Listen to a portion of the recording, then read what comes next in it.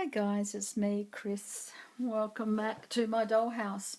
And today I'm here sharing two books that I have on my to read pile for May of this year. Now I'm going away for a month, for the month of May.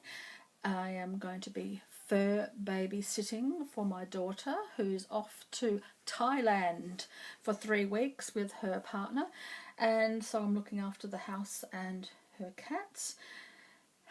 So a brand new area for me. I've been up there, of course. Come to visit my daughter, and we explore the place when we go for lunch and things like that. But this will be there all by myself to explore and to see what I can find and to find my way around. It's going to be interesting. I'm very excited for my daughter to be going off to Thailand, but as a mother, you know, you worry. But I'm excited for her and to share some of her stories when she comes back and some of her pictures and things. She's also going to be purchasing a paver at the Buddhist temple and using my YouTube channel. So I'm going to be out there in Thailand, so that'll be fun, and she's going to give me the pictures of that, so I'll probably, hopefully, be able to share a video of that moment, so that'll be good, and some other videos perhaps that she produces while she's over there in Thailand. But anyway, I'm going to talk about these books and pour a cup of tea. I will be doing readings while I am house sitting, so I have brought in some my decks and everything. I've packed them away and got them organised. So we'll be doing some readings. I won't be leaving you in the lurch. And I'm taking one doll with me. I'm taking Raggedy Ann. She'll be coming with me, so she'll be on some of my videos, so you'll be able to see her. She's actually having an affair with Noddy. Shh, don't tell Andy, he's very, very jealous. But she and Noddy have a thing going. Anyway, so I think I'm giving a bit of Andy a bit of a breather, so he and Noddy can work things out. Anyway, so the two books that I am taking, the first one by Xavier Duff is Noose, True Stories of Australians Who Died at the Gallows. It's based on fact, so it is non-fiction, but there's a bit of fiction in it as well. So does that make sense? It's really interesting. I'm really looking forward to that. This was written in 2014.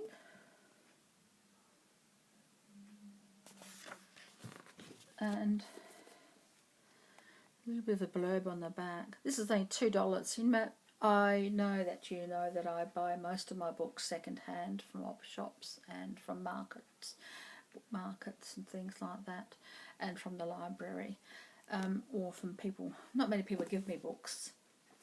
It's like tarot decks. If I didn't buy my own, I wouldn't have any. So same with books. I think books too are very personal, aren't they? It's hard to find books for people. I wouldn't want anyone to buy me a book that I didn't know about, because just in case I didn't like it, because I'm a bit fussy. I read authors, and I've got a collection of authors' books that I enjoy, but some of them I don't. So even from the same author, so it'd be tricky to buy me a book unless I've requested it. So the first man hanged in Australia lost his life for stealing food. Rough justice was the order of the day, and even minor offences were punished by death. Over almost 2 centuries, some 1,700 men and women were sent to the gallows in Australia. Noose draws on court records and newspaper reports to paint a vivid picture of how people came to be found guilty of capital crimes. It uncovers injustices and traces the rising chorus of dissent that eventually saw hanging abolished. Anyone interested in Australia's social and criminal history will enjoy these gripping and chilling tales. Xavier Duff has been a journalist for nearly 30 years. He has a passion for stories of human endeavour and has written articles on history, adventure and travel for a variety of magazines and newspapers. This is his second book. He lives in Melbourne with his wife and daughter. So this will be really interesting. I do like a true crime, and I do like to see how crime is solved and what happens and things like that. I read murder mystery books. I read books about crimes and how to solve them and that sort of thing. I don't care whether I solve it or not before the author gets to the end, but that doesn't matter. I just enjoy the thrill of the chase, as it were, just to and some are more interesting than others, of course, and some authors I don't like, even though they're right in the genre that I like. I don't like their style, so I don't know how this one's going to go, but I thought it was really, really interesting. So it's quite detailed, so quite a few stories are in here.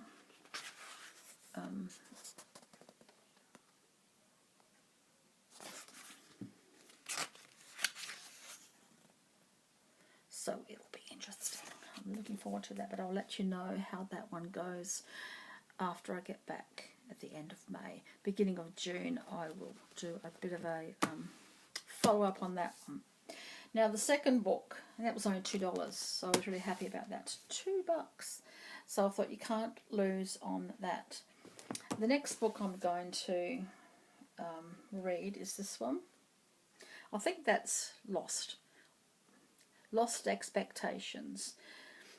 The true story of the real Miss Havisham by Alan Wardrope, and the Charles Dickens is crossed out because it is believed and it's possible that this lady, Eliza Emily Donnithorne, was the lady in question who inspired Charles Dickens and his character Miss Havisham in Great Expectations.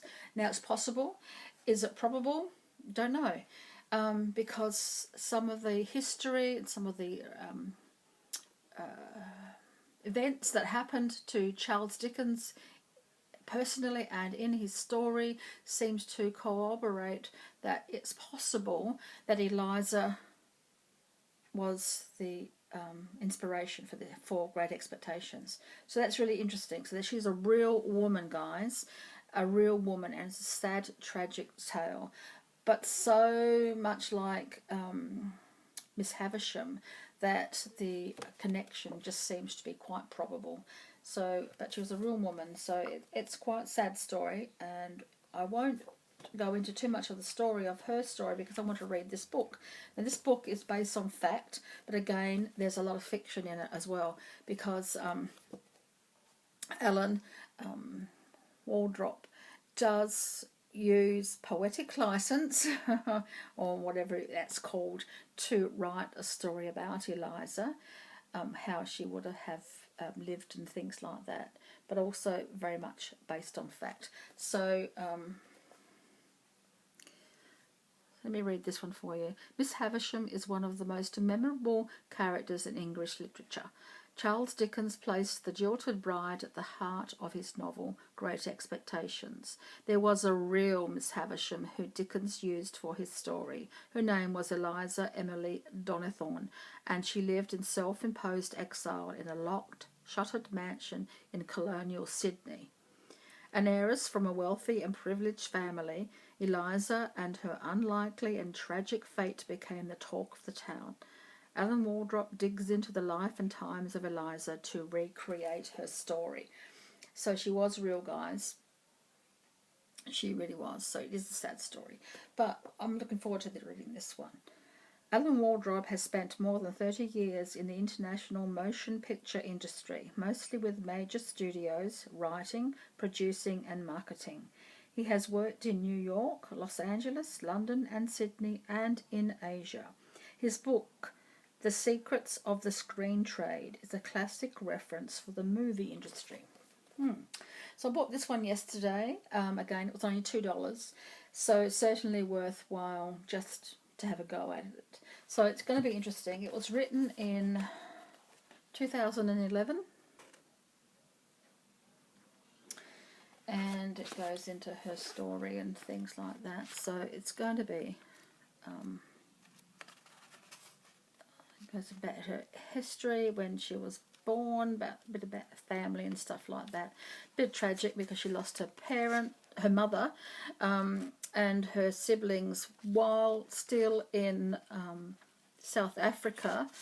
Then her father and she came to Australia, so it was a bit sad for that. So Eliza Donna Thorne was born on 8th of July 1821 in Cape Town, South Africa, and she died on the 20th of May 1886 in Newtown, Sydney, New South Wales. She was 60 when she died.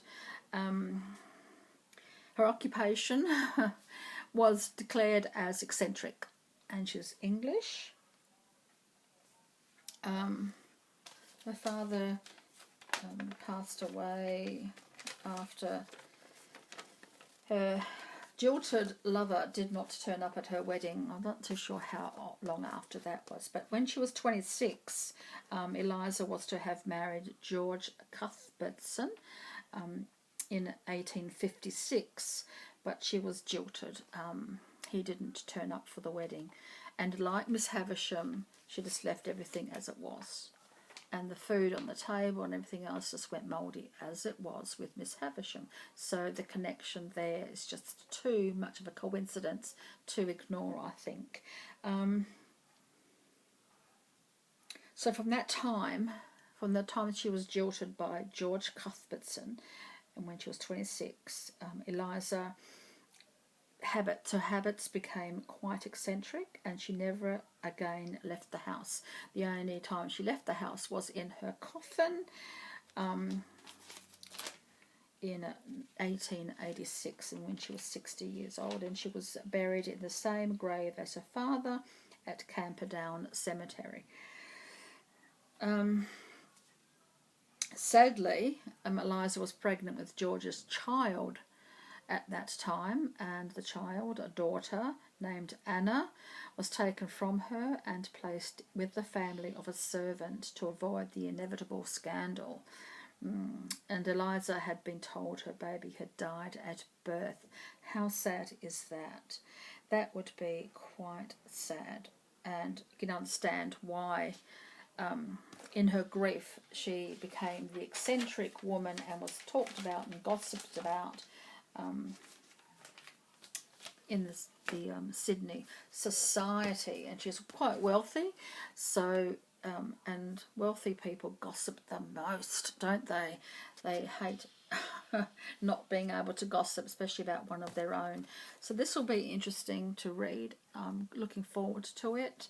I think most of us have read Great Expectations. I know I have, and I'm looking forward to seeing what might be happening. So it's 2 books, guys, that I'll be reading. I will read them, and when I return in June, I will give you a bit of a review on that. I'll probably have other books too that I will read while I'm there. I usually read about a book in 2 or 3 days. So, and when I'm not exploring, I will be home looking after the fur babies. 2 lovely little cats. Will be interesting. So look forward to a new background, and with Raggedy Ann. She's taking a break from Noddy.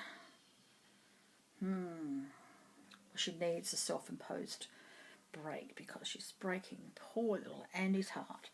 we'll see what happens when she gets back, shall we?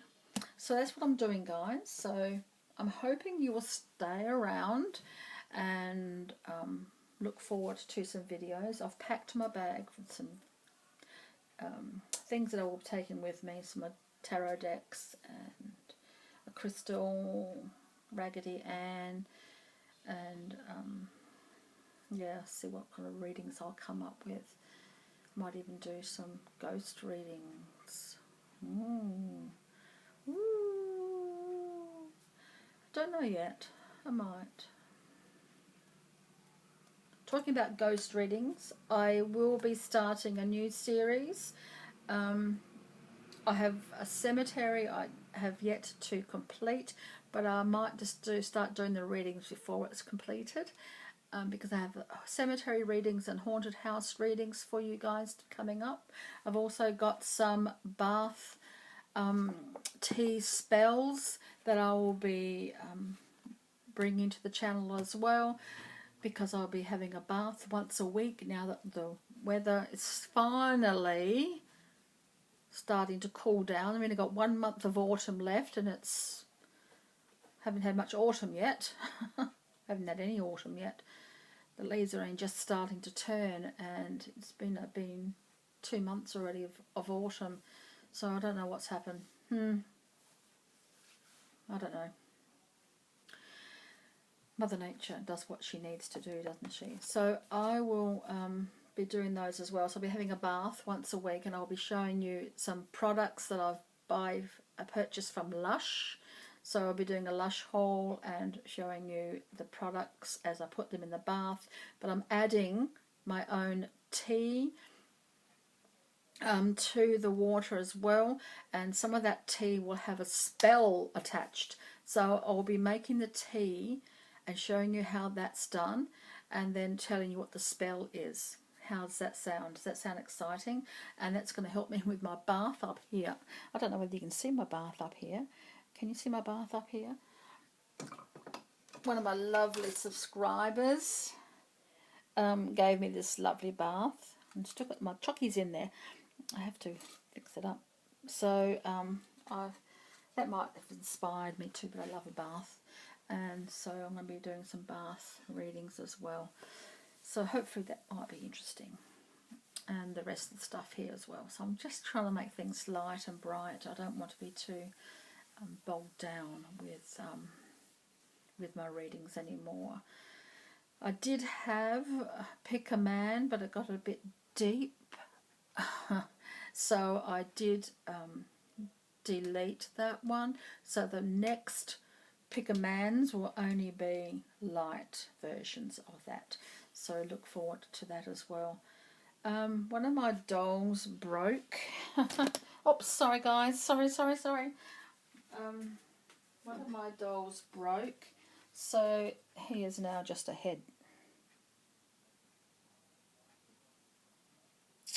What can you do?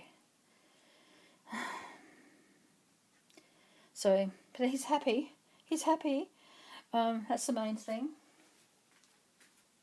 I haven't got any more new dolls, but I might find some while I'm out and about exploring, when I'm looking after my daughter's house for her while she's in Thailand. I want to go too, but I don't like hot weather, and it's going to be quite humid as well, which is not her favourite thing, but anyway, that's another matter, isn't it? So hopefully you'll join me while I'm there. I will be doing some readings with Raggedy Ann. I still have a teapot, but it won't be with water in it or anything else, because I don't want it to get broken, or my vintage stuff to get broken. So that's it, guys. So I will see you again. I'll see you again before I leave, and wishing you all the best, and until next time, so many blessings.